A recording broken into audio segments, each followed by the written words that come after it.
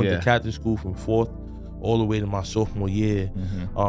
Hush Puppies, you could get busy in those. You could play basketball, you could run for your life, you could fight, all that. That's a very versatile shoe. That is. Because I thought I was going my grown and sexy as a freshman. I'm gonna get some more dress shoes. Right. Wrong. Wore those one day, couldn't get busy. My traction, and I was like, these aren't gonna work because I go to school on Walton Avenue. Like, no way that I gotta go right back to Buster Brown's and get my Hush Puppies because I'm not gonna survive running in these. Definitely not. I need something with give. You could cut corners. You could, you know what I'm saying? You could get busy. You know what I'm saying? Because this is 2006. My brother in the South Bronx. It's a wild time. Oh yeah, for sure. You know what I'm saying? Like, it's a lot going on. What's good, everyone? Welcome back to My First Kicks. This is episode 261, and this week I got another special guest. Welcome to the podcast, Zoe. Appreciate you, my brother. Nah, man, appreciate you, man. Thank you for having me. Nah, yeah, you've been grinding. You've been doing podcasts for a hot minute too, bro. Hot minute, yeah. Been around 7 years. Yeah, and it's like, I remember, we both have Mero on our stuff, and that kind of like put me on the radar for your stuff, and I was just like, I gotta have you on too, like the whole, like, I don't have a lot of Bronx people in the pod, so it's just like everybody that is always like, yo, I'm from Brooklyn, and I want more Queens people. Right. Queens people hit me up. But, I usually represent Queens. So like having you on is super, super dope, man. No, yeah, I represent New York City, but definitely the South Bronx, that's my heart, that's my home.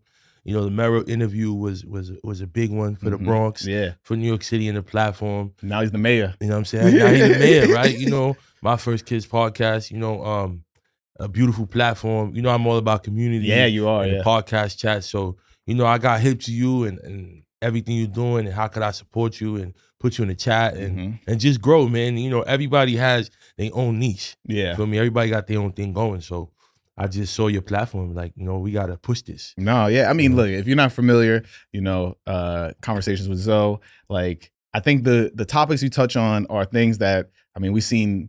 Is it like VS Agent? They always post like motivational people. Like you're on there a lot because it's like the guests you have on, they've gone through a lot of stuff. You get them to really hone in and see what they're taking from these like experiences. Right. So it's like a one of a kind podcast because when we always see that, or when we see these conversations, and like, not to sound super critical about it, but like we always see it like from like a white person talking to another white person, and it's not really because this is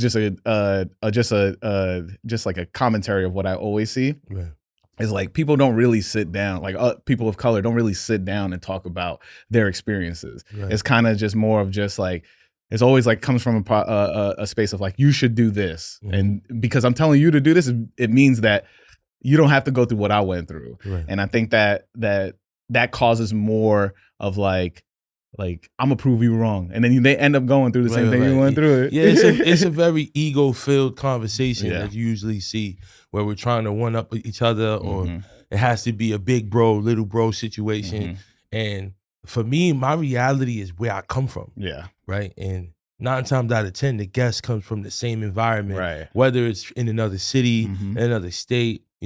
Hood morals and the mindset is kind of universal. Yeah, right. So that's something that we could always touch on, and then we could dissect that. You know what I'm saying? So for me, it's timeless content because it always applies because it's all about the mindset, right? And we see that mindset is still prevalent in the hood right now. Right. Yeah. We got the Bay Plaza, I want to takeover and all that shit is crazy. We gonna get to that, but nonetheless, it's about the mind and thinking and critical thinking and really maximizing your time with successful people in whatever they do. But let's get to it though, because I want the youth to see that where I started, is not where I am today. Right. Yeah. And everything comes down to the power of choice. Right. Right. You lose that power. Right. Or you think you did. Right. Because you think you're not worthy. Right. Self-love and all these intangible internal things. Yeah. Right. That I like to always bring that out because somebody's always going through something, you know what I'm saying? And I work with the youth every day, so I want to make sure like that the content is relevant to them and our culture and our community. I don't care about upstate. I'm from the hood. Right, yeah. You know what I'm saying? Yeah. So that's what I'm trying to touch on. And I want to empower us because, you know, we don't feel worthy. We got so many hurdles. You know what I'm saying? And I feel like now the youth is one thing to have melanin, right? And that's already a hurdle right there. Right, yeah. But now we're attracting other attention. We doing other things that aren't really conducive to our well-being. Right, yeah. And I gotta turn it up even more because they wilding. Yeah, I mean, yeah, they're going crazy right now, you know?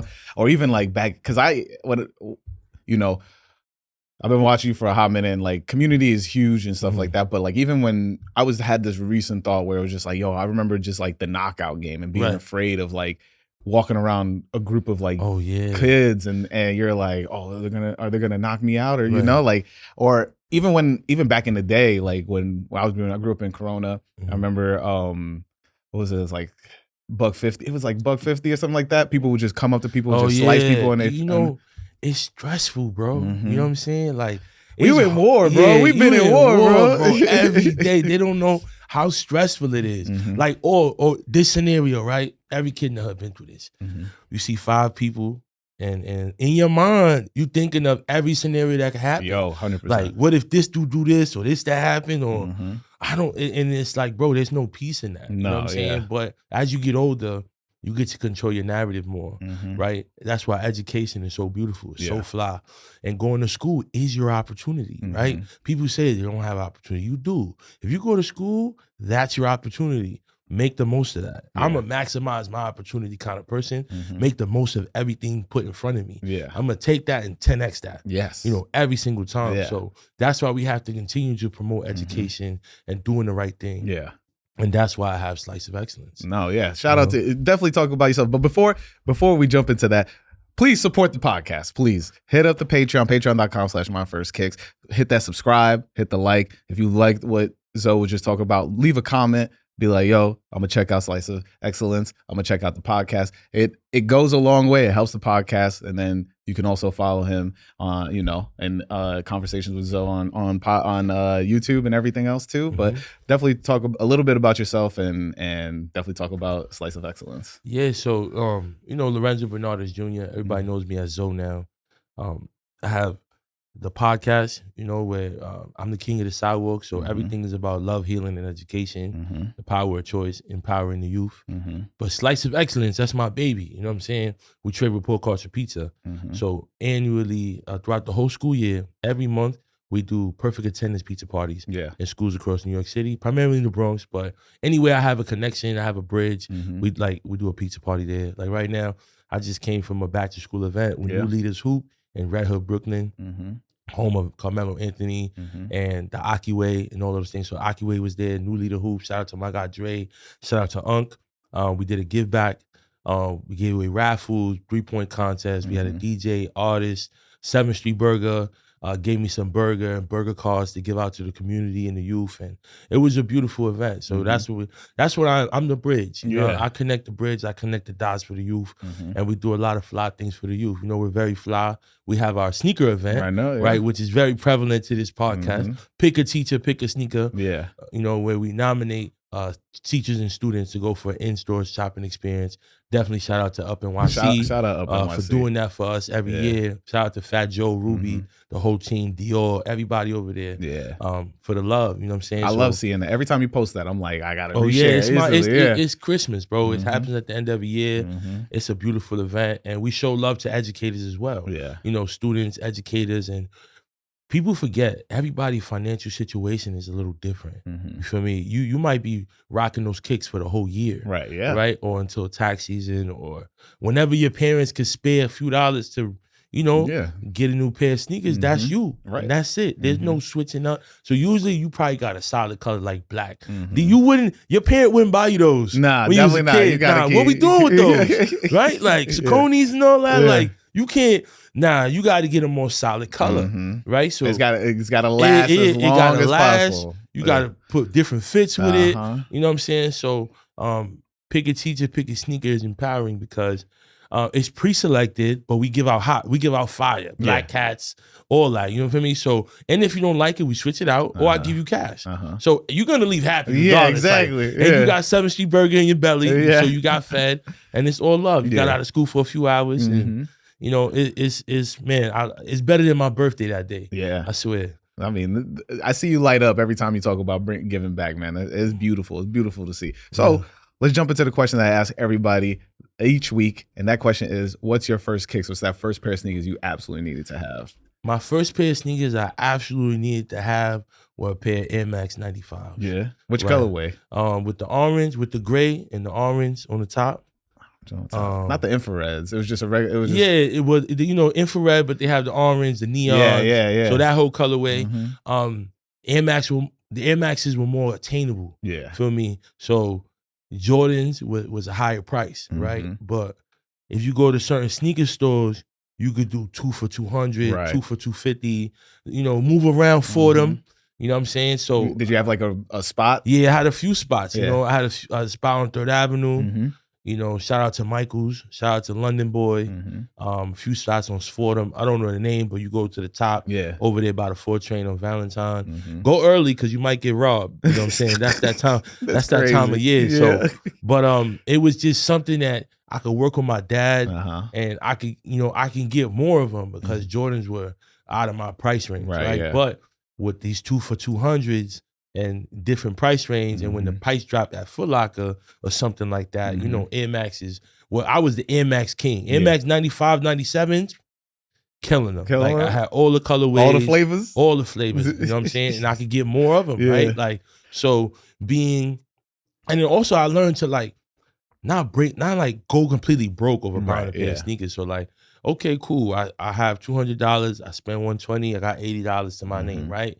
So I started to notice that too. I'm buying kicks and I'm just in the crib. I can't do nothing. Yeah, exactly. I got nothing else to do, right? So can't go nowhere. You know, so so just being efficient with my money. But I was the Air Max king. That's a fact. I mean, look, I love a good Air Max, and we're getting 95s. We're getting the neons back now. Like I've never owned a pair, but I always wanted a pair. So like, that's such an iconic shoe. But like, the way that like the way that Air Max, and now we're approaching Air Max Day. I don't know, right? Like that's coming up. Yeah. So once again, shout out to Up NYC. We did Air Max Day 2 years ago, right? And we had a school from the Lower East Side come up to the Bronx, and we did the Air Max ones. Yeah, the Air Max ones, the Air Max 90s, one of those two. The white and red ones. So we gave those away to the students, to all the students, and they gave the teachers the silver bullets. So nice. So that was a great experience as well. Awesome, bro. So super fly stuff, bro. Super fly. You about to make me move, man. I'm about to become a teacher. Yeah, you know, we got to show it's tough. It's tough, man. You know, I was a teacher for. I know. I was just about to ask, like 7 months. You know what I'm saying? But I think God put me there to create Slice of Excellence, because that's what came out of my teaching experience. But you know, if you got 30 students. Everybody, let's group them in groups of 10, right? So you got 10 kids, 2-parent home. You got 10 kids, you know, single mother, and you got 10 kids who have like an aunt, grandma combination thing going on, right? So all of these people need you differently, right? So let's talk about the 2-parent home, right?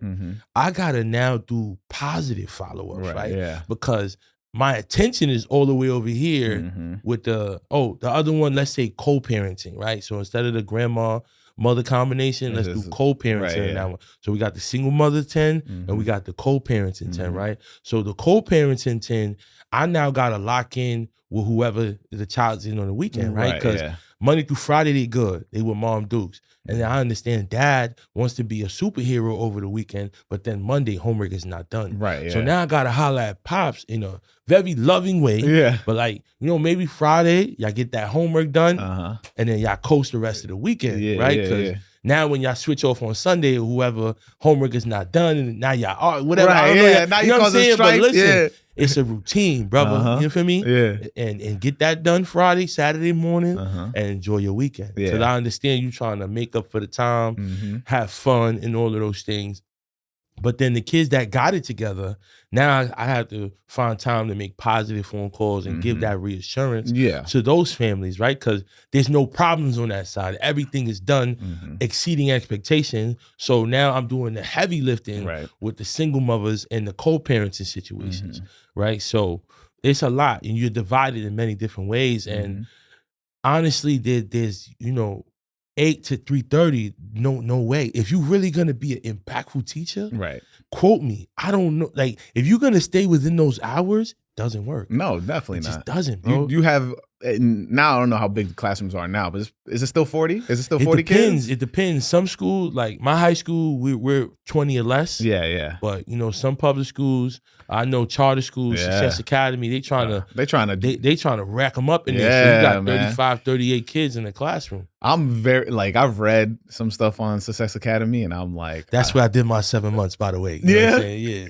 in and out of there. It's crazy. The stuff I've heard is insane there. Well, know something crazier? Yeah. Never met those people in person. What? It was COVID.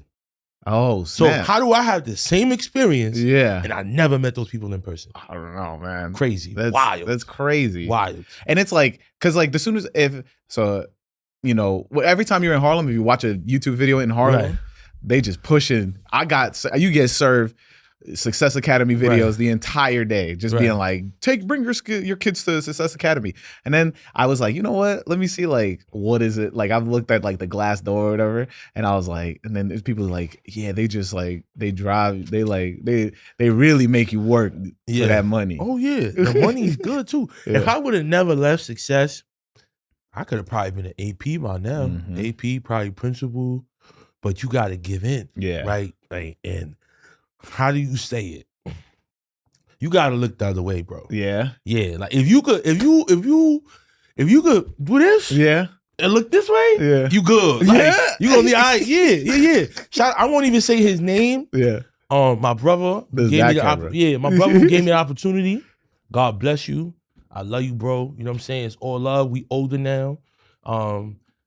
We never saw each other again. Yeah. Feel me? Yeah. I know last time I seen you, I told you it's up when I see you. Yeah. I take that back. We grown now. Feel me? Yeah. Now, if you still feel the kind of way, then it's gonna go how it's gonna go. Yeah. But it's all peace and it's all love. He was pro Success. He the one that got me the job. Right, yeah. Right? So I ain't gonna lie. Let's say it's Carlton and Will. Right? Now, Will tried. Right? Will tried to give into his whole Beverly Hills, Bel Air Academy thing. Right, yeah. And ultimately, it just was not for me. It's a wild place. You know what I'm saying? They train you to talk crazy to the parents. What? We doing professional development. Right, yeah. And all of that. Yeah, it's like a business school. And I'm like, I gotta say that to Hassan? Yeah, you gotta say that. This is how you say it. Let's practice.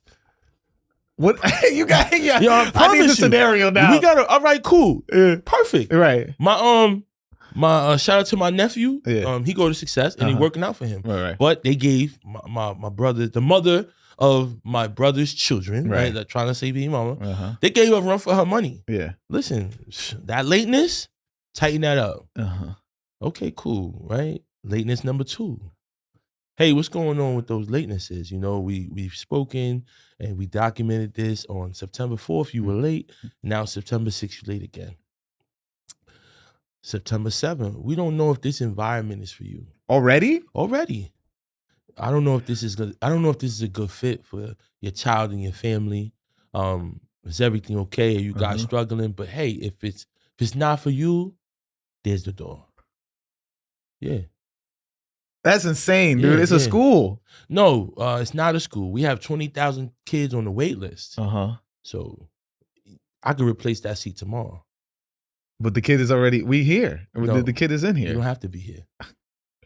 If it's not for you, it's not for you. And I don't know how a parent could even handle that. She was tight. But it's a get in or get out. Yeah. That's it. It's my way or the highway. I don't care. That's wild. Figure that out. But what is it building towards? Is it building towards business professionals? What is, because and not to meander, but the whole, everybody's judgment about schools are this is the prison pipeline, the prison pipeline. School to prison pipeline. Yeah. So here's the thing, right? We need accountability. Yeah. We need to be held to a higher standard. Right. It's just excessive. But some people, some families have to be pushed. Right. Because if not, then everybody falls through the cracks. The parents, the kids, and everything is going downhill. So we gotta raise the bar.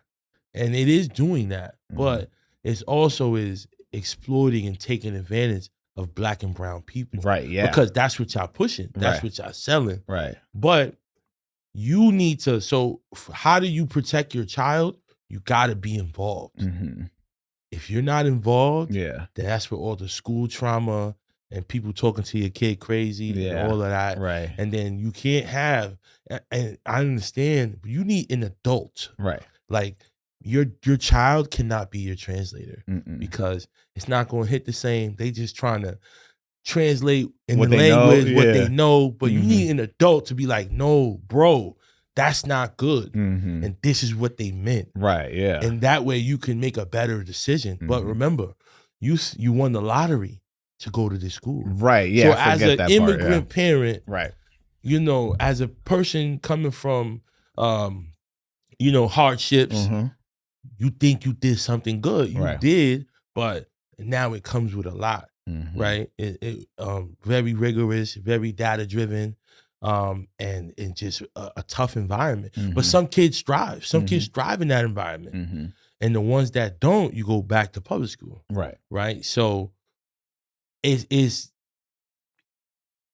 I like it and I don't like it. So I'm gonna give you the other side. Yeah. I got kids in my high school who can't read. Hey, I mean, even for example, the Kai Cenat thing. Right. And it's like, if he's learning how to read, I guess read better now. Right. And he grew up in this school. He grew up in this school system too. And it's like the importance of like, has that gone to the wayside because everybody's just spending more time on their phone and they can read on the phone, but they can't read a book because it's different things. Right. You know? Priorities. So going back to hood morals, right? We invest in Supreme Billionaire Boys Club. Boom. That's what we do. Right. But we don't invest in extracurricular activities. No, definitely right? not. Now, YMCA, shout out to the YMCA. They doing good numbers.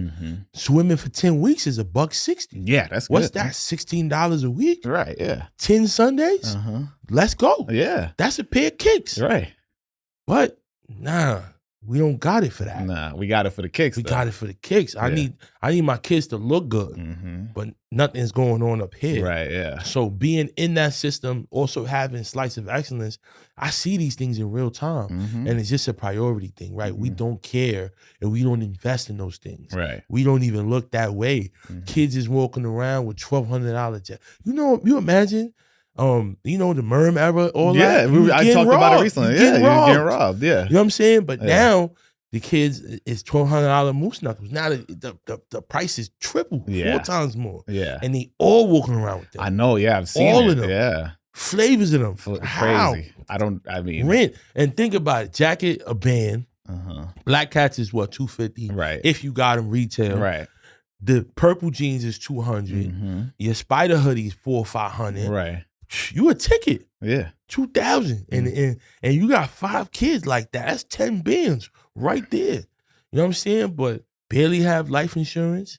You know, definitely don't got no health insurance. Definitely not, no. You know what I'm saying? Living in tough situations, tough circumstances, but yet everything else, how we look is up to par, but how we live isn't. Right. The priorities is off. But it's like, and these are things that like I've always wanted to have these kinds of conversations of like the priorities and stuff like that, especially growing up, because when I look at the kids now, like and me being like the elder statesman or whatever, right? I'm not having these conversations, right? I'm not there's no, and I'm sure like, you know, kids don't really listen to podcasts either, right? Like they'll probably get to this later in their lives, but to me, I'm not stopping a group of 5 kids in moose knuckles and being like, yo guys, let's chop it up real quick, right? And I mean, look, shout out to I found this one creator on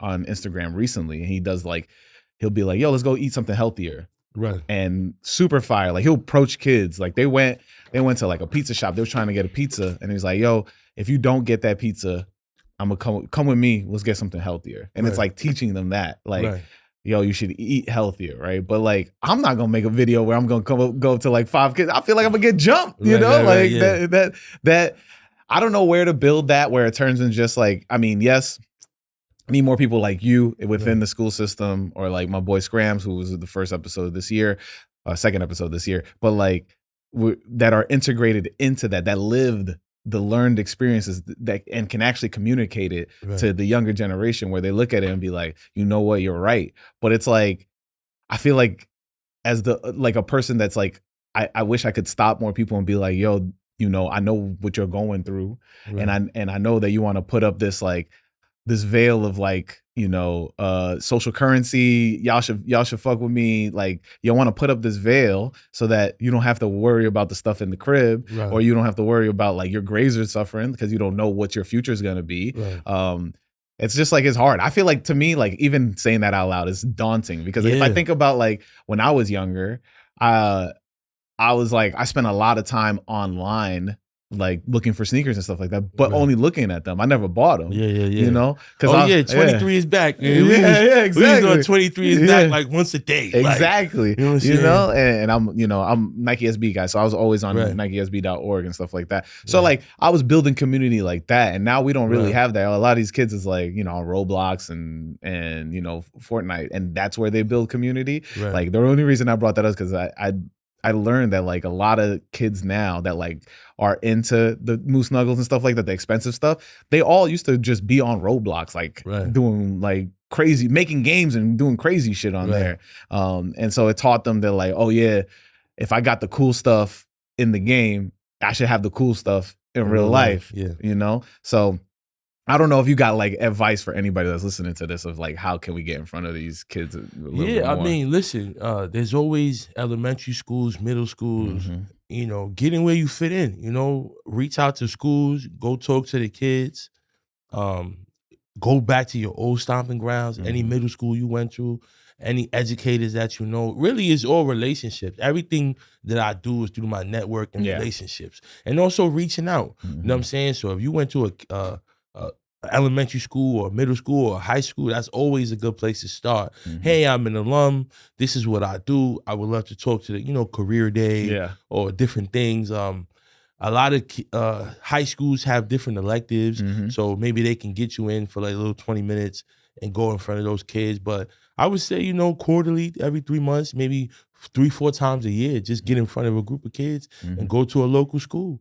Charter schools are always, they're a little more lenient, you know, getting people in the door, but just put yourself out there, you know what I'm saying? And use the kicks as the bridge. You know what I'm saying? Because everybody love a fresh pair of kicks, for sure. I mean, let's go back to like your time in high school, right? Like what was like, were you part of the sneaker community? Like 100%. So my high school experience was like no other. And it's very, I know a lot of people in my circle that had a similar experience. So I'm very blessed that I got to go to high school in the city. And I also went to boarding school. Oh, wow. So I went to O'Hallows for 2 years in the Bronx. And, you know, that was the Air Max wave. We was wearing Pradas, ACGs, Ace Solos, like very, very fly. Ace Solos is coming back. Oh, facts. You know what I'm saying? Very, very fly time period. That's 06 to 08. And then I go to boarding school. And now it's like I'm heavy on Jordans now. So like I'm heavy on the Jordans. I think I had Olympic 6s, Cool Grey 9s, Concords, Black Suede 5s, definitely a pair of 12s. I was definitely like a 9s, 5s, 11s, 12s kind of guy. I didn't know you can even wear sneakers in boarding school. Yeah, I mean, you know, we switch it up here and there. You know, I was on a basketball team too, so it was like, you know, we went into the games. Funny thing, I always tell a story. Shout out to Mr. Yates. So, all right, as a New Yorker, how do we view Pradas? I mean, I think sneaker or shoe? As a sneaker. Right? But what do we wear it as? As a shoe. Thank you. Yeah. Right? So New York fashion and New York culture, those is church, funerals, job interviews, formal events, baby showers, you know what I'm saying? Like maybe a wedding. Right? So because people be like, oh yeah, you really got that on. As soon as you put that on, you be like, you dressing up. Oh yeah, you dressing up. It changes the complexity of everything. You throwing that shit on. So you know, we was wearing Pradas out there in boarding school and they wasn't jacking them. But I got detention for them, you know, but I still wore them here and there, but it's just like, bro, like, I'm not going jogging in these. Nah, yeah. You're not going to the gym in these. Like, this is just a flex every single day. Right. So I had a silver pair of Pradas and I had the black with the tan the suede back. Yeah. Come on, man. Yeah. And shout out to Mafurley too. That was my sis. She worked at Saks and Fifth. So I used to get them 40% off. Ooh. So that's how I had 2 pairs. You know what I mean? I paid like $180 for one. Got the sale on top of the sale for the other. So very blessed in that world for sure. Nah, yeah. I mean, well, I don't know. You remember the Diesel days? Diesel. So I went to Catholic school. Right, so wearing shoes. So I was a Hush Puppy guy. Feel me? Definitely a good pair of suede, a leather Hush Puppies.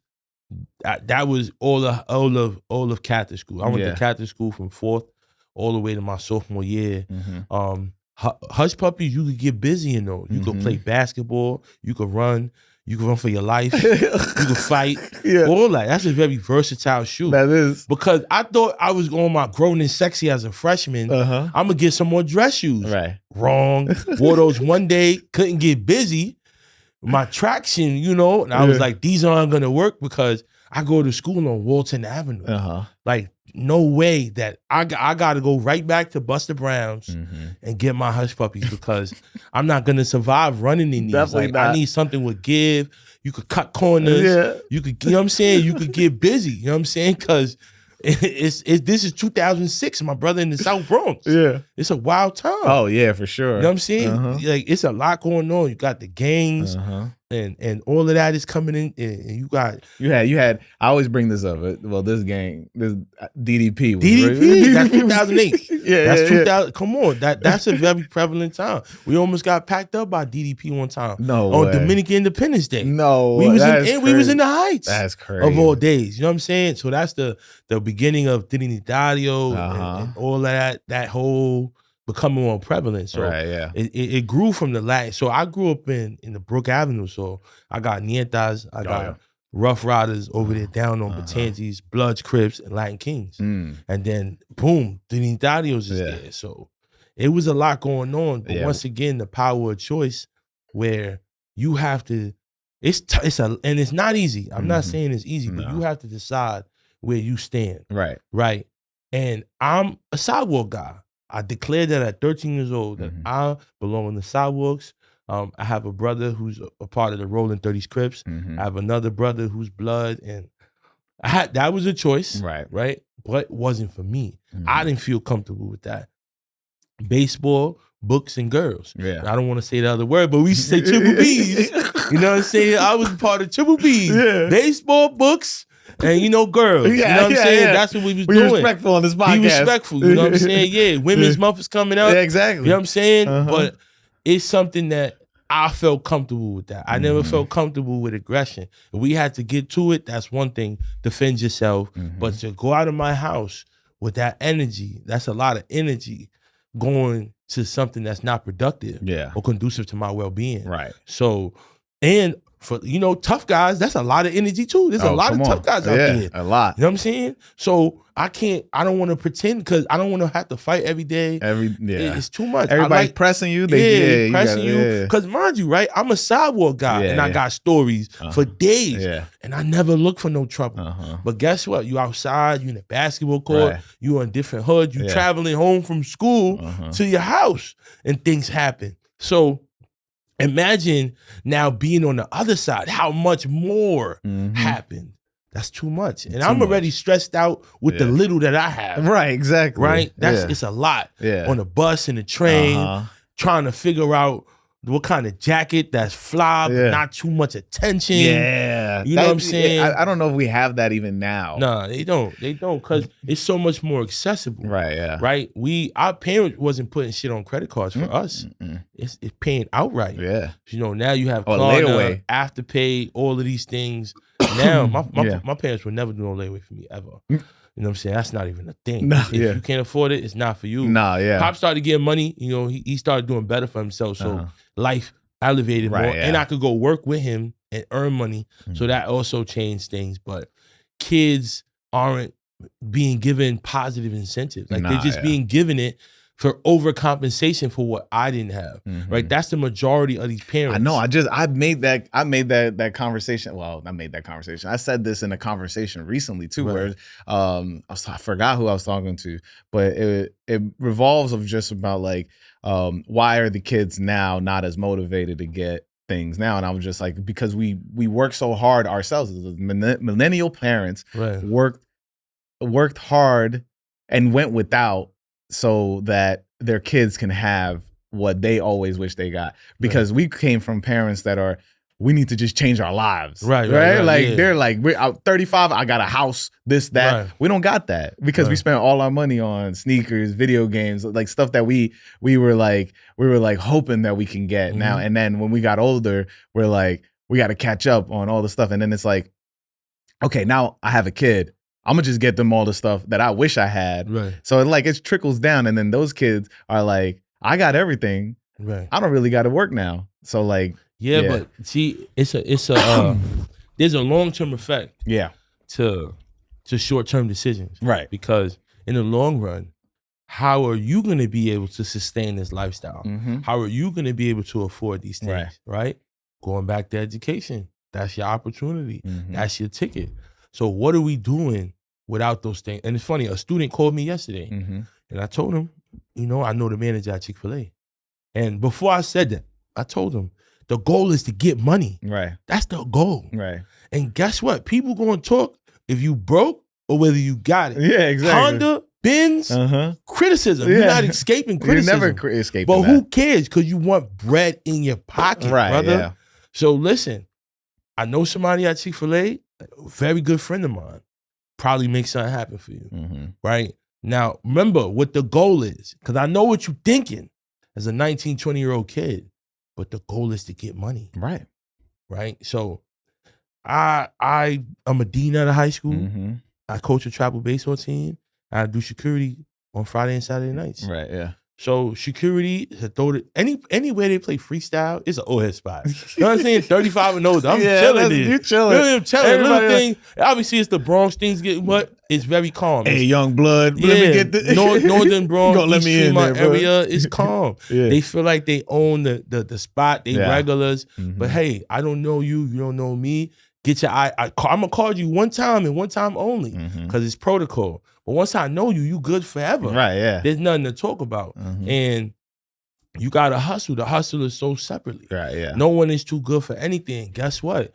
Go out there, because you have to worry about yourself. You have to pay your bills. Right. You have a mother you gotta support. Exactly. You got younger siblings. You got your own thing going on. And you a man. So as a man, go do what you gotta do. Yeah. Right? But everybody wants to work where they want to work and do what they want to do. Right. But guess what? When you got to do what you don't want to do what you do want to do. And you got to pay your dues. You got to pay in to get a payout. Yeah. That's it. I mean, I think it's just like a lot of people don't really look at it like that anymore. It's like, I think the job force or like working, we were doing it because out of necessity, right? But if you're just given everything, it's kind of like, nah, I gotta make sure I'm doing what I want to do, right? People don't look at it as like a stepping stone, right? Like, I've taken odd jobs before. I was like, all right, fuck it, I'm gonna just work at a candy store. They was paying, all right, let me do it, right? And then I was doing that, and then that led to me, learning how to talk to people and stuff like that. But when you're doing it, you don't really see it as that, right? You're just like, yo, I'm getting this check, whatever, whatever. And then it just kind of snowballs. But like, you have to take that first step to get to that point. Like, I'm trying to say the workforce, or like whatever, joining the workforce or whatever, like. The first couple steps is to do it and like find your way in, and you can use that motivation of like getting sneakers, getting clothes, getting whatever. Use that as like your motivation to jump into the workforce. But once you start doing that, then you start being like, man, I want to be a manager. Man, I want to do, like there you go. Yeah, there you go. But I think it's just like the daunting part of it. Like is that, for example, the student that hit you up, like it's like. Now you're like, oh, I don't want nobody to walk in on me on Chick-fil-A in my Chick-fil-A uniform, bro. If you they gonna, all right, cool. So I start conversation with Zoe. here comes Rev Run. Right. Oh, here comes the preaching. Yeah. Right. But hey, you got to stick to your guns. Yeah. Like I know that this negative shit is not for everybody. The streets is not for everybody. Right, yeah. Don't let anybody tell you that.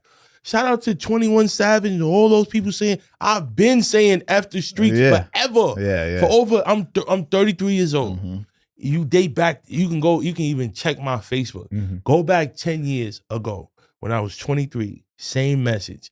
I'm just more famous. You know, I have more resources, but I've been saying it because I left the hood at 16 when I went to boarding school. Right. So my reality was now this prominent Northeast New England prep school, right? We out the hood. Yeah. Right? And that was my fear. I had FOMO. Yeah. The fear of missing out. Yeah. I'm not going to be on the block no more. Right, I'm not in the town no more. Yeah. Wrong. Yo, bro, the best thing I ever did, shout out to Bill Mitchell, Antonio Ponte, Coach Amon, Sean Atkins, and the whole boys club in New York.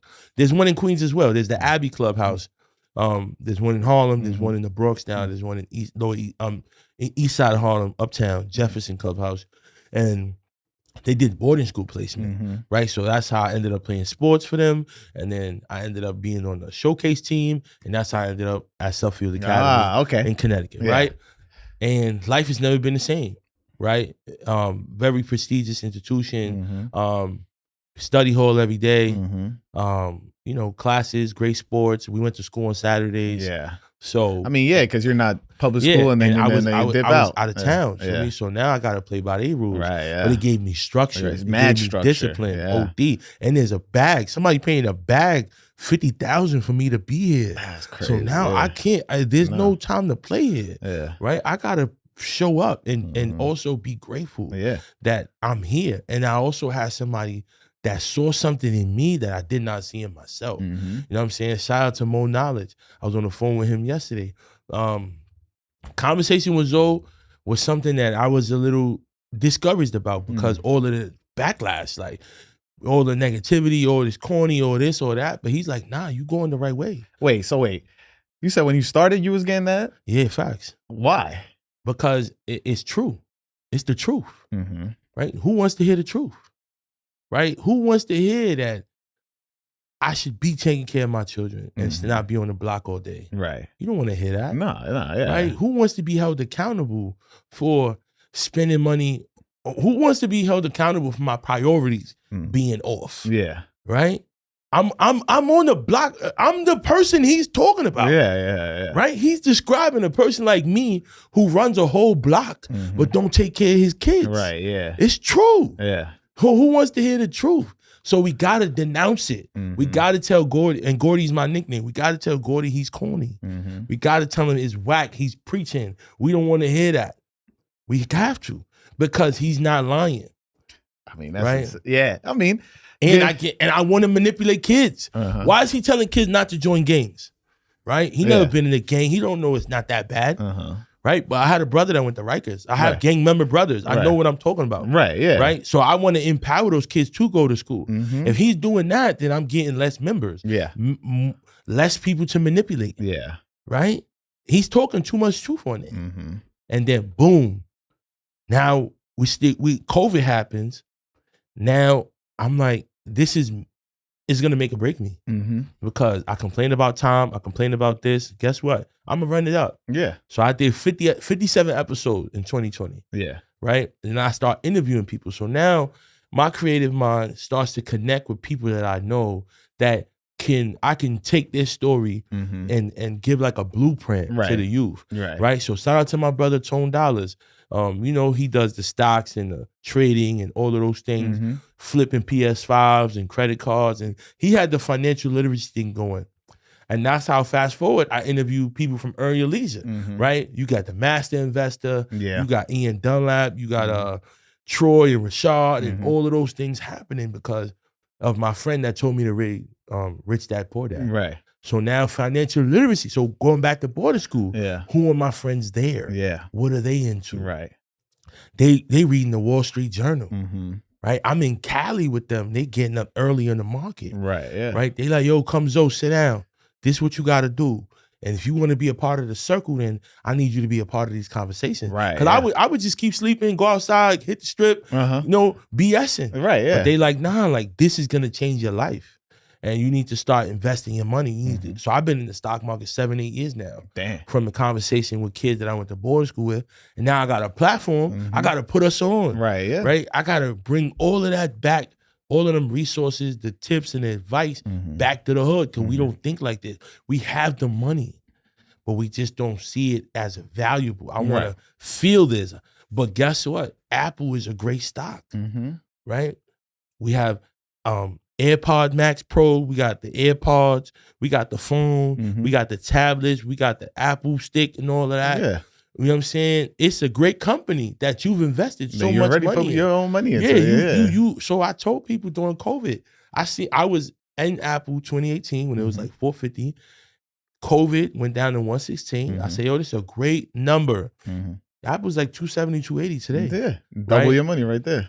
Right there, you know what I'm saying? I mean, I talked about it with because a lot of people, when sneakers wise or whatever, there's so many brands that are, you can buy the stock, and that kind of make money off the money that you're spending with the brand already, there's this, I use Stash.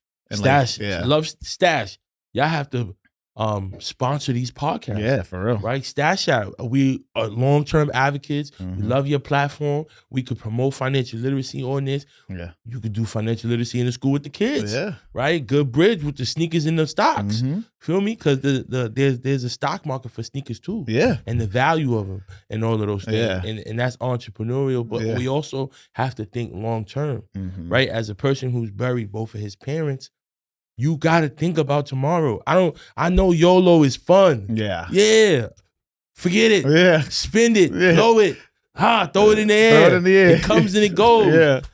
And that's the beauty of 9 to 5 is a guaranteed check. Oh, exactly. That's why entrepreneurship is not for everybody. Right. Some people need that stability, know that it's coming in. But our jobs fund our hobbies and our podcasting and our other ventures. Right. Yeah. Right. Where we use that money to turn into something else to.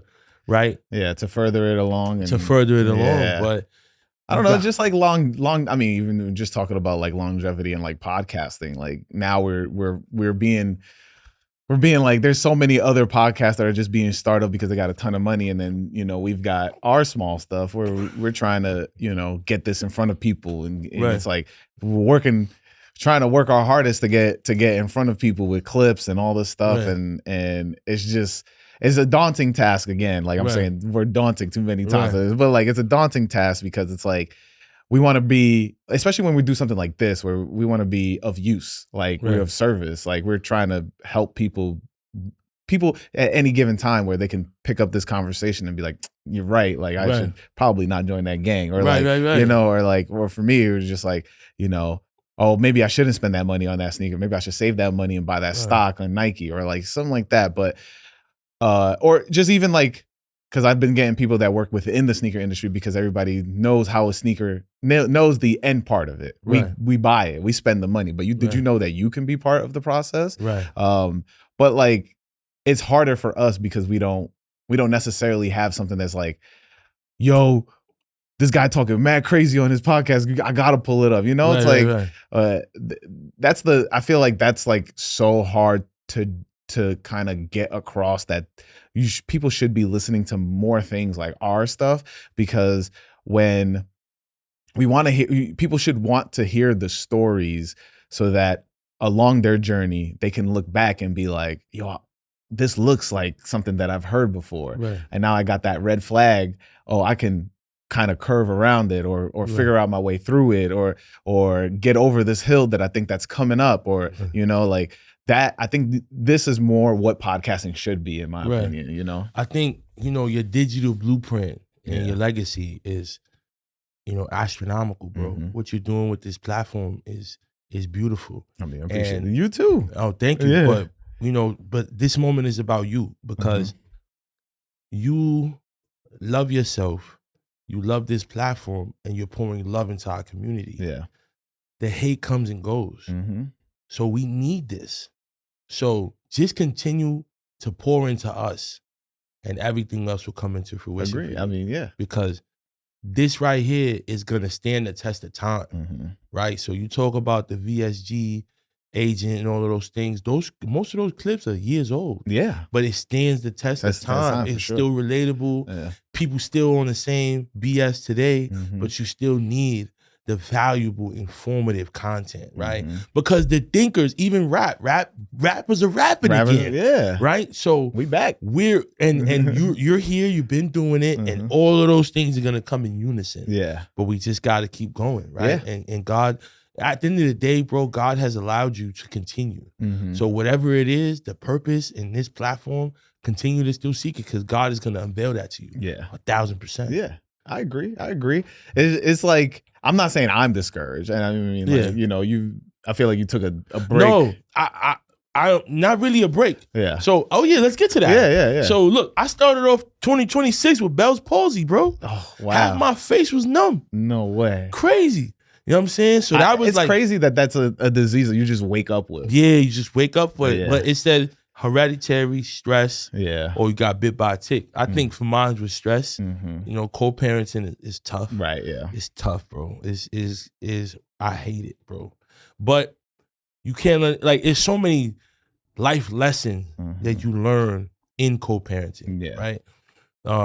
You know, you can't let anybody trick you out of your position. Right, exactly. Me. I love my children, Hendrix and Lennox. Those are my hearts. Those are my sons. I love them so much. And I do this for them, for me. So you just got to keep the main thing. And understand that the person that is approaching you is emotional, is angry at you. They have a lot of ill feelings towards you, right?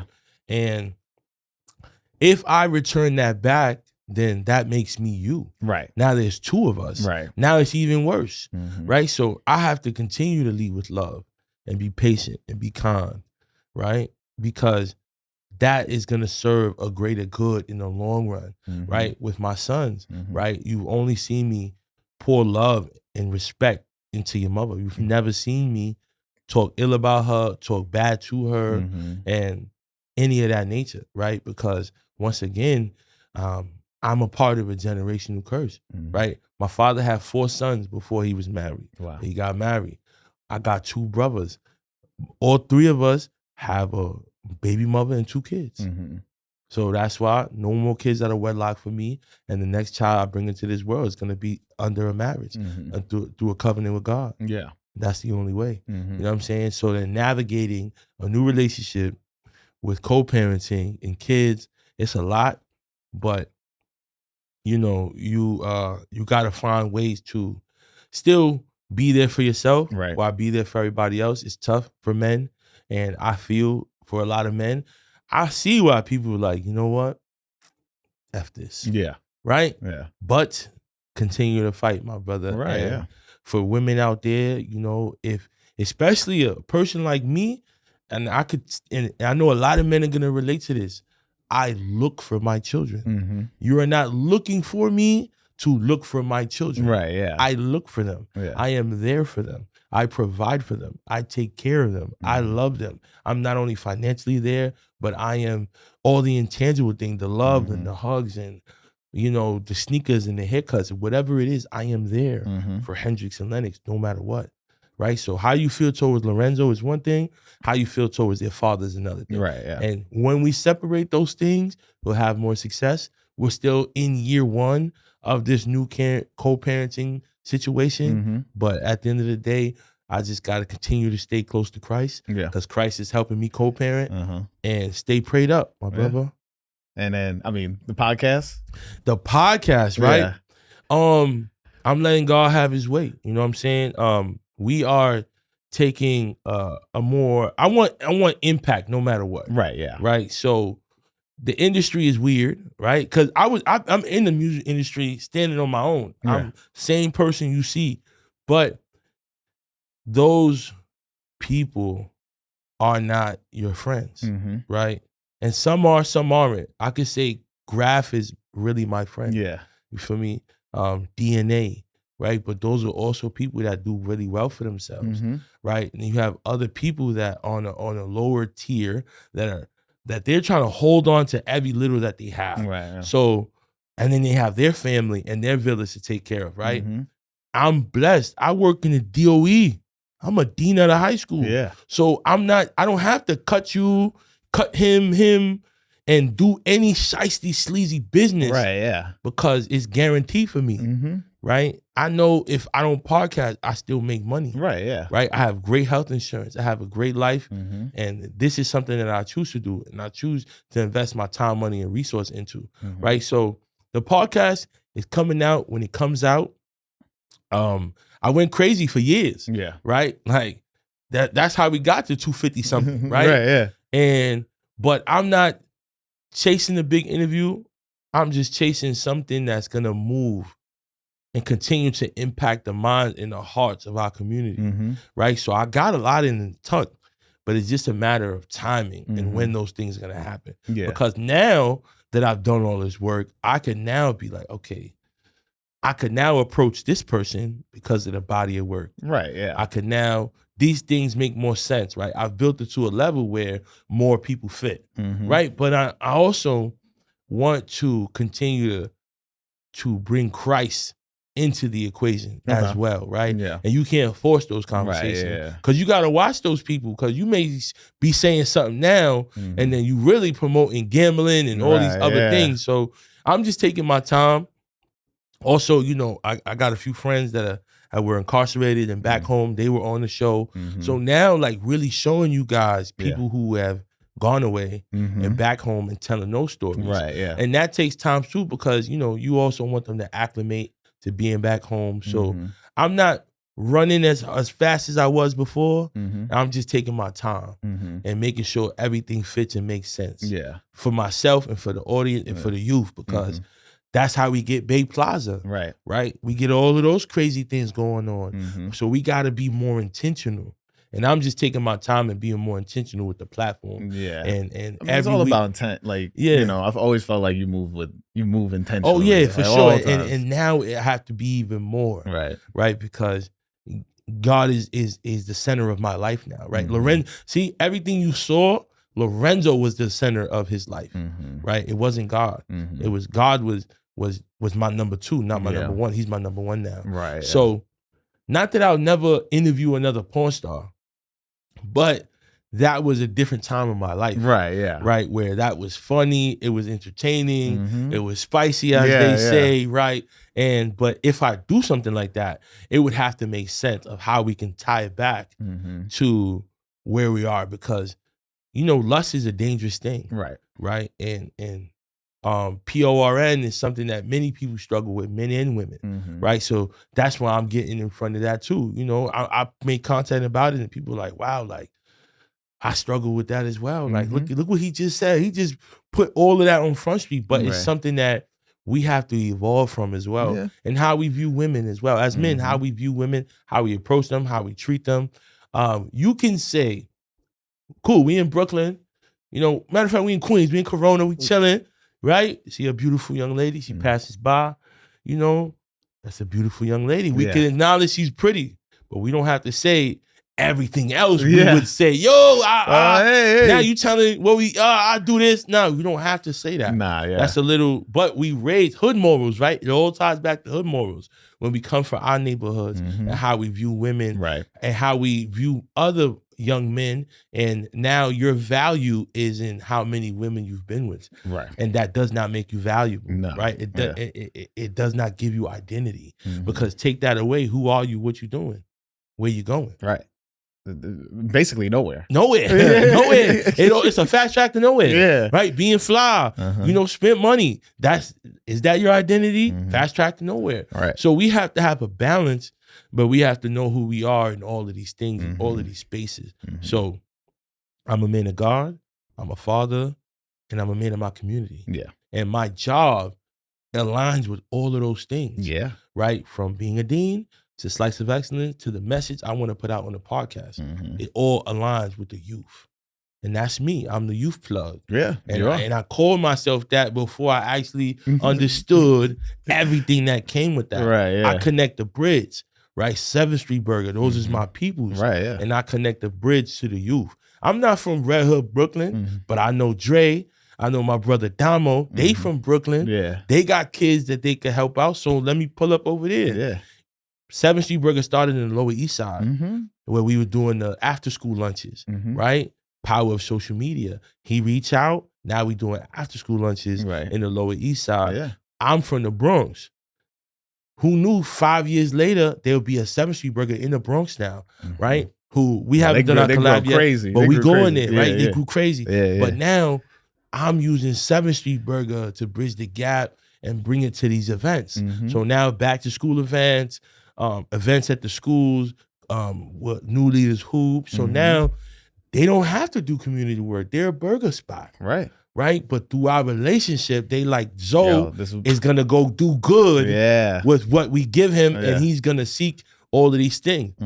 7th Street Burger sponsors Pick a Teacher, Pick a Sneaker every year. Every year, I'm able to go to them and get the funds and the food to bring this together for the kids. Yeah.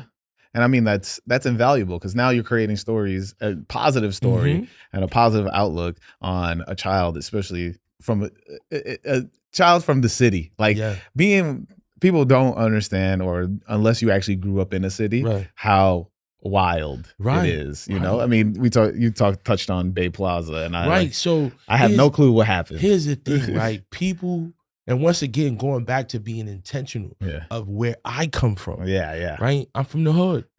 Right? But I outgrew it. But I'm still in the hood every single day. My school's in the hood. I work in Dyckman. Right? I live in the Bronx. I'm in the hood every day. But my mindset, my outlook is like, it's not that I am more than this. And not in a way where I feel like I'm that family from the suburbs, that I'm better than my family from the hood. No. I know that there's more to life than this. And I know God, because God told me I'm worthy. So we're all worthy, but we just have to seek that relationship with Christ. Right?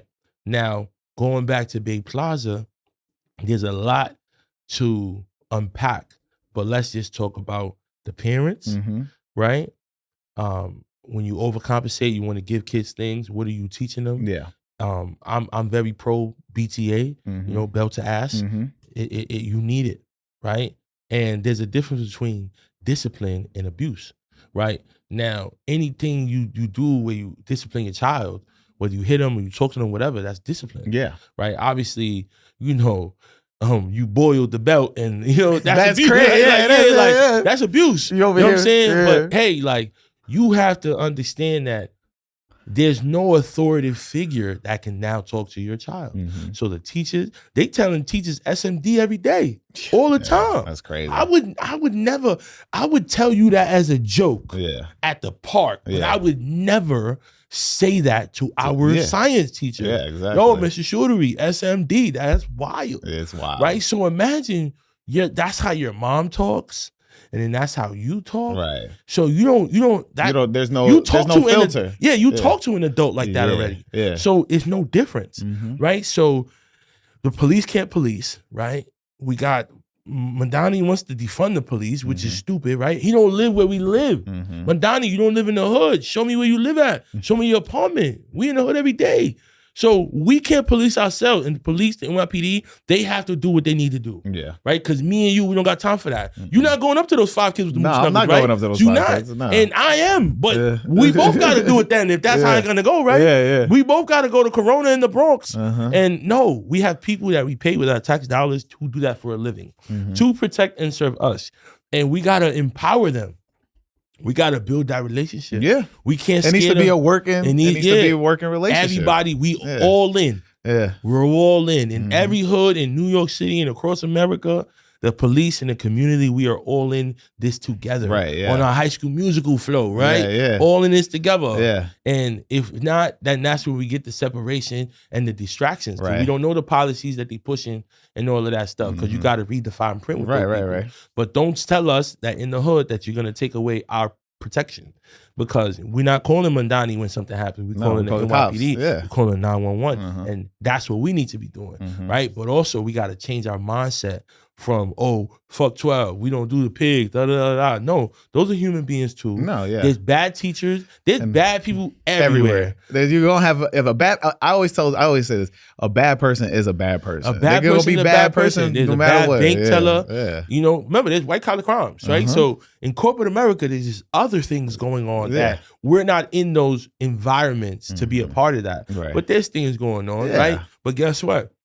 It's funny because I had a friend, you know, who went to rehab, but you know, they don't test for those drugs in corporate America. Right. Yeah. But city workers, you got to get drug tested, right? Yeah. And all the middle people, y'all can't do nothing, right? But in corporate America, it's a wild place. They doing white girl up there, they smoking weed, they doing all kind of stuff, right? Yeah. But you know, we don't expect them to do that because we see them as higher and more pristine.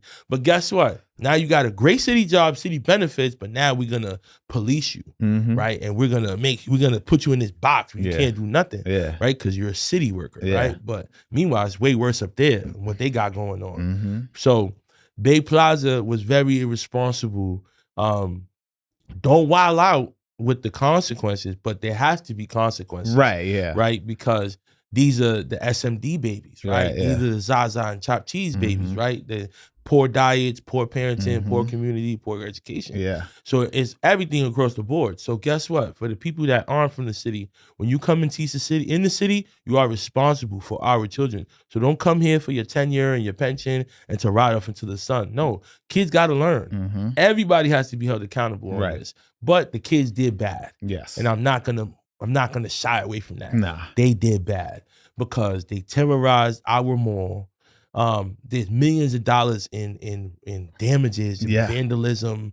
And I know because I know how these kids think, right? And they look at me, I'm the fly dean. I'm doing, but once again, I got mine through education. Right, yeah. Right, so I'm only gonna tell you, this is no block, this is no illegal money. This is time, education, and waiting my turn. And also building businesses, right? Yeah. So I became a dean through building a nonprofit and then nonprofit relationship with all these principals and teachers that got me to the dean. Right. I only took 7 months to become a dean. Right. Right, but I built Slice of Excellence. Yeah. That's my foot in the door, right? So my road was a little unorthodox, but that's my road. That's my path. That's how it worked out for you. To what I wanted to do. And I love the kids and I love education. Yeah. So that's how we got here. Yeah. So the kids did bad and the parents are doing bad. The teachers are doing bad. So it's not a racism thing. I saw somebody say it's anti-black. Yeah. We're not jacking none of that.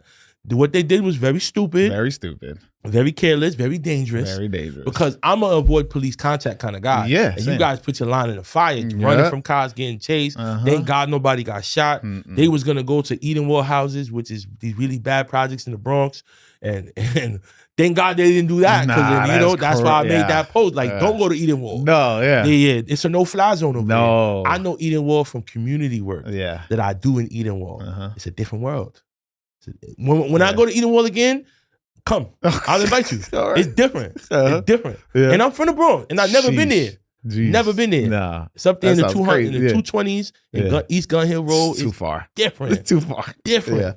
But look, we got bounce real quick. But I got one last question for you before we get up out of here, and that deals with a little visualization. I want you to think back to young Zoe. He's about to get he said orange 95. Yeah, orange 95. Right. Yeah. Now your older Zoe behind your younger self. What would you tell your younger self as he opens that box? You deserve everything. You earned it. Continue to earn everything. Don't cut corners. Wake up early, and anything you want, you can work for, even if you get it little by little. So that was a few Saturdays going to work with my father. Yeah. So that's the right mindset. So I thank my father for not waking me up to go to work with him, me forcing me to borrow $10 from my mother to go to make the discount to buy an alarm clock to now wake up and go to work with him. Because I missed work 3 times. Yeah. And I'm looking at him like, bro, you said we're going to work, but you didn't wake me up. So he's like, so I got to drive you there, make you work, pick you up, and wake you up and all of that? No, you can. Who wakes me up? Yeah. So I was like, damn, so I need an alarm clock. Yeah. Right? So he taught me so many different life lessons that I get up and I get to it. I was at work last night. I did a community event. I did a podcast with you today. and you got to make the most of your time. I'm going back to work tonight. So you got to make the most of your time. Maximize your time. Maximize your time, for sure. So you did good, you earned it, and maximize your time, young Zoe. Damn, man. Let everybody know where to find you. Listen, Conversation with Zoe podcast on all platforms. Slice of Excellence, sliceofexcellence.org. If you want to donate and support our cause, you can see that we're doing fly things in the community with the pizzas and the report cards, and continue to show up. You know, even summer school, shout out to Chick-fil-A. We do a summer school lunch for kids in summer school. That's with Chick-fil-A, awesome. Fire collab, you know, chicken sandwiches for the love. Man, I love the work you do, man. So, you know, just try, we fly. Yeah. So I got to do this work in a fly way. I wouldn't give you a pair of sneakers I wouldn't wear. Yeah. Sorry, I wouldn't. But I'm gonna get you some. Like, we handing out black cats out here. You man. Come and, on, you know, I want the kids to be fly, but also earn it. Yeah. So show up to school, right? You get a pizza party by showing up. Facts. And if you want to go to another pizza party, give me them grades and you're going again. There you go, man. Incentives, baby. Incentives. Positive incentives. Positive incentives. Fly positive incentives. 5 positive incentives. Yes, sir. Yes, sir. You know where to find me. Who is Haas on social media? Follow the podcast on My First Kicks Pod. Hit that subscribe button. Hit up the Patreon, patreon.com/MyFirstKicks. All the money goes right back into the podcast. $5. It's only $5. And I'm going to kick it to myself to do the outro. Right. Appreciate you pulling up, man. Absolutely, my brother. Thank you. I hope you enjoyed this week's episode with Zoe. You know, me and him have been trying to get this episode together for better part of like a year or so. You know, ever since I had Mero on, I was like, you know, put on to Conversations with Zoe, which I implore you to check out if you haven't yet, or if you're coming from that page. Really appreciate you checking out this episode.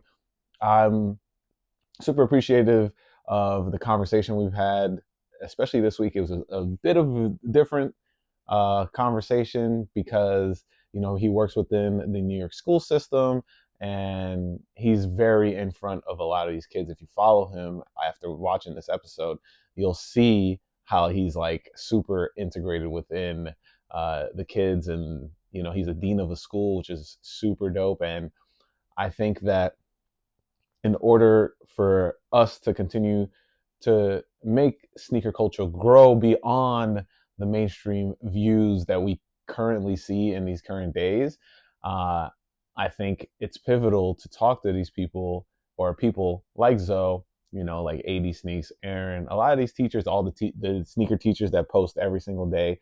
You know, you're in front of the younger generation. And one thing that I've always enjoyed when I was growing up was how people made me feel about sneakers, just like the general idea, or being like, you know, I have OGs, and like being able to hear the stories and to see the sneakers that people have lauded for years, right? And currently we're seeing the kind of like a resurgence of the 2007s, 2006 sneakers are coming out again. And you know, we've got Hyperflights coming back. We've got the Hyperposits coming back, the Hyperposit 2s coming back the following year, next year. And it gives me such reverence, because now I get to have that moment to be like, yo, this shoe, and like how much I love this shoe in high school. And so, you know, during All-Star Weekend, the Hyperflights were shown. Jason Williams was there. And I didn't get to experience any of that, but I love seeing all the pictures and hearing the stories of, like, you know, people going to the Foot Locker activation and just seeing that, like, I don't know, goldish pair of Hyperflights, which I need a pair of those. I need a pair of those. If somebody from Nike is watching this and they have the Connect, please let me know. I'm a size 13. I need them. And I don't say need very likely. Like I don't use it for every single pair.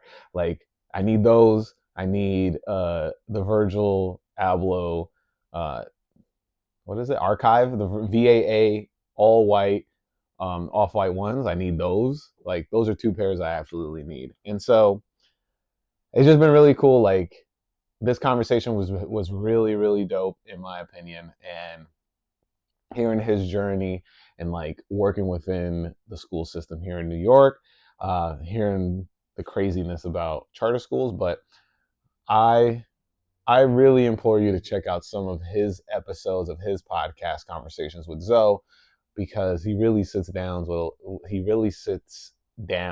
with a lot of people that like ran the streets and like how they turn their lives around. You hear the ups and downs, and you hear a lot of life lessons that only he could get out of them, because as he said during this episode, you know, he's a sidewalk guy. He's not in the streets. He's watching the streets, but he's not necessarily like in them. And so to be that person that's been able to like maneuver and like he talked about, you know, having his brothers be in gangs and stuff like that.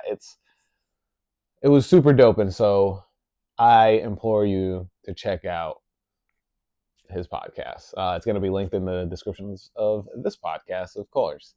And of course, you know, really appreciate everyone for signing up for the Patreon right now. Really, I just hit 10 paid users or paid, you know, members of the Patreon, and I appreciate every one of y'all. Don't forget, you can sign up to be a Patreon member with patreon.com/myfirstkicks. And of course, you get a shout out at the end, like you're going to get a shout out here. But I also want to say, because we hit 10, I got an episode coming. Should be recording it either this week or next week, but it's this month's episode. It's going to be with AD Sneaks. He just dropped his book. So we're going to talk about that. If you're watching this, and I appreciate you for getting to the end of this episode, if you're watching this and you got any questions you want me to answer on that Patreon episode, it's going to be a Patreon exclusive episode. Please either email me info@myfirstkicks.com or shoot me a DM on any of the platforms that you preferably use. And then also, I got to continue to keep pushing this, but if you want to be part of the actual show, like part of the show, all you have to do, you can write in or send in an audio message from My First Kicks about your My First Kick story, info@myfirstkicks.com. I will implement it into the show. And if you want to, like, you know, help out your boy, if you want to help out your boy, leave a review on Apple or Spotify. I will also read that at the end of the show as well, with the Patreon shout outs. So let's start them off. And you too, I'm going to say it again, you too can be a patron. You too can get a Patreon shout out and be a patron by signing up for Patreon at patreon.com/myfirstkicks. So let's start them off. We got Plox, we got Samia, we got Derek Hawkins, we got Derek Lipkin, we got Derek Hawkins, Derek Lipkin, Ross Adams, Ross Neustader, Jesse G, Adam Butler. Check out MSR. I should be on an upcoming episode. It's definitely not when this episode drops. And then we got Jordan Kaiser back again. And we got a new one. Shout out to Sean. Sean hates you. He's been supporting me for a long time from Get Up On This 2.0. So appreciate y'all for signing up for the Patreon. Patreon.com is only $5 a month. Goes an extremely long way. It gets me into the studio, pays me back for spending my money at the studio. I'm trying to expand this a lot more. I'm trying to add more stuff to the Patreon. I got a newsletter. I wrote a freaking newsletter for last week's episode, and that got chopped. Patreon let me down, man.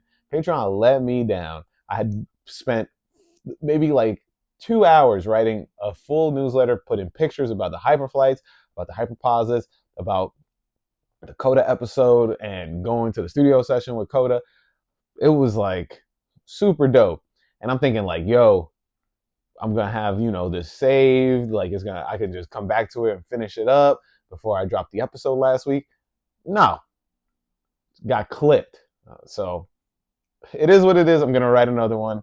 I'm recording this on a Wednesday. That's ending on a Wednesday. So hopefully I can write this tomorrow. Write that newsletter tomorrow. And it'll be a dope experience. Please sign up. That's free. The Patreon newsletter is free. So sign up for that. And of course, if you want to check out more of this podcast, check out these 2 episodes here. Subscribe to the podcast. Help me get to 2,000 subscribers by the end of this month. Let's do this. Let's get it. And you know what we say each week? Wear your kicks. Peace.